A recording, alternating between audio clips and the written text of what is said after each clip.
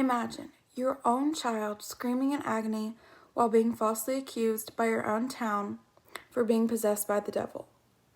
Today I'm going to be informing you about the Salem witch trials, because it is constantly overlooked for the larger sense and meaning it holds. It was the rise of American democracy as an earthly entity, where religious matters could be discussed openly and honestly. However, the most relevant element of the witch trials was that these American democracies were not valued in the court of law to determine the verdicts of those prosecuted during this event. The Salem witch trials were a series of hearings and prosecutions of more than 200 people accused of witchcraft in colonial Massachusetts between February of 1692 and May of 1693, through May of 1693, that caused mass hysteria in colonial America, the loss of many innocent victims, as well as the impact and legacy the event had on America today. Today I will be informing you on the prior happenings and buildup of these trials, the mass hysteria it had, as well as the importance and valuable lessons this event holds. The infamous Salem witch trials began after a young group of girls in Salem Village, Massachusetts, that claimed to be possessed by the devil and accused several local women of witchcraft. But this was not the first event where America had faced witchcraft. According to Smithsonian's magazine's One Town's Strange Journey from Paranoia to Pardon, several centuries ago, many practicing Christians and those of other religions had a strong belief that the devil could give certain people, known as witches, the power to harm others in return for their loyalty. A witchcraft craze rippled through Europe from the 1300s to the late 1600s. Tens of thousands of supposed witches, mostly women, were executed, and in 1689, English rulers William and Mary started a war with France in the American colonies. This was going on as well as during the witch trials.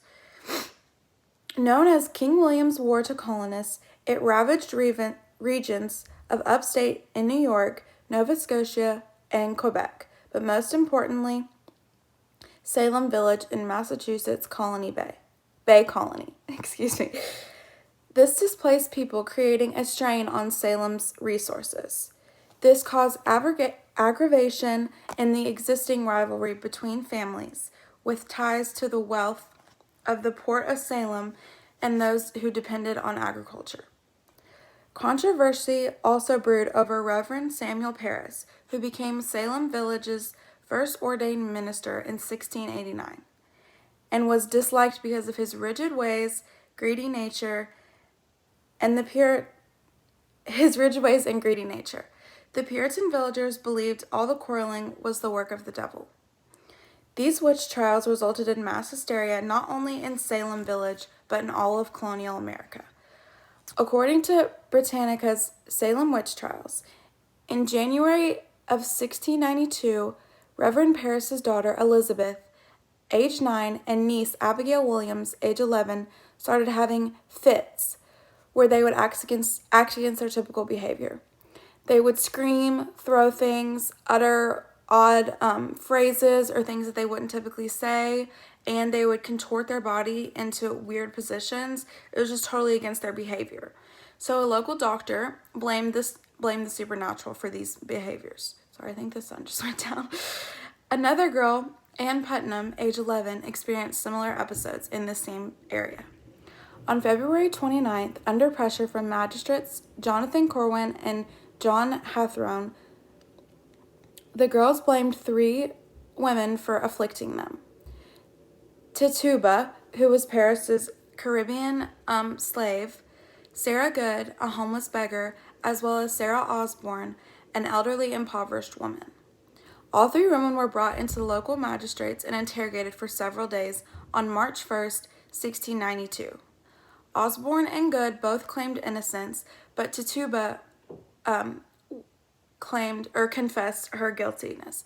She said that, this is a direct quote, "The devil came to me and bid me serve him through signing his book. She admitted that she signed the book and said there were several other witches looking to destroy the Puritans.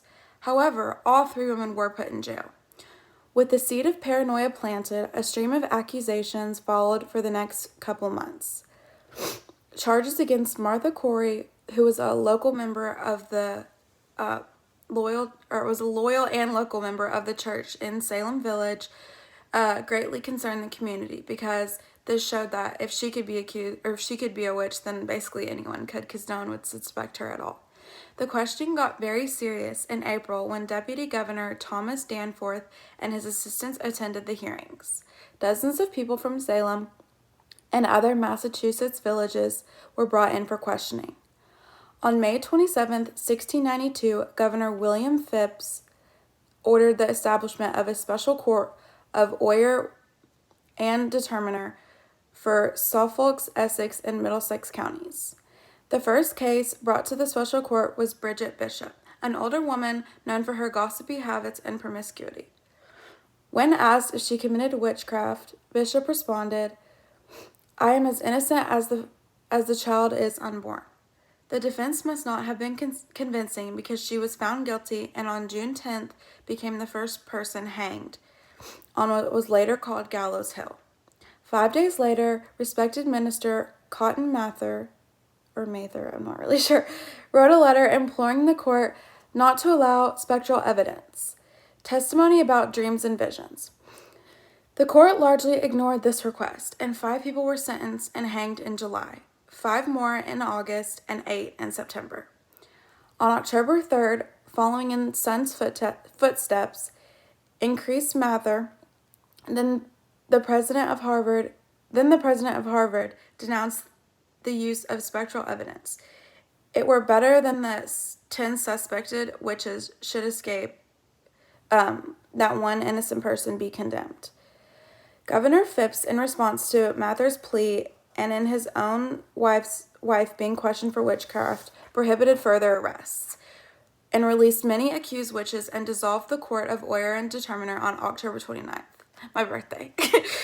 Phips replaced it with the Superior Court of Judicature, which disallowed spectral evidence and only condemned 3 out of the 56 defendants.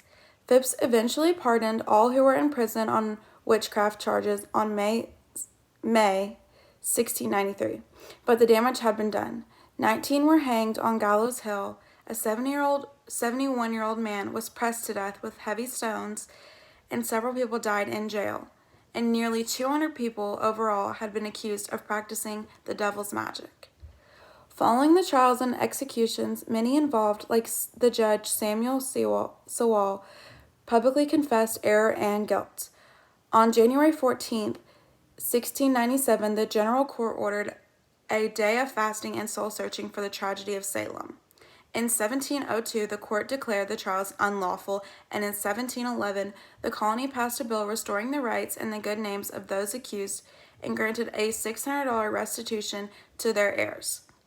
However, it was not until 1957, more than 250 years later, that Massachusetts formally apologized for the events of 1692. In the 20th century, artists and scientists alike continued to be fascinated by the Salem witch trials. Playwright Arthur Miller resurrected the tale with his 1953 play, The Crucible, using the trials as an allegory for the McCarthyist paranoia in the 1950s.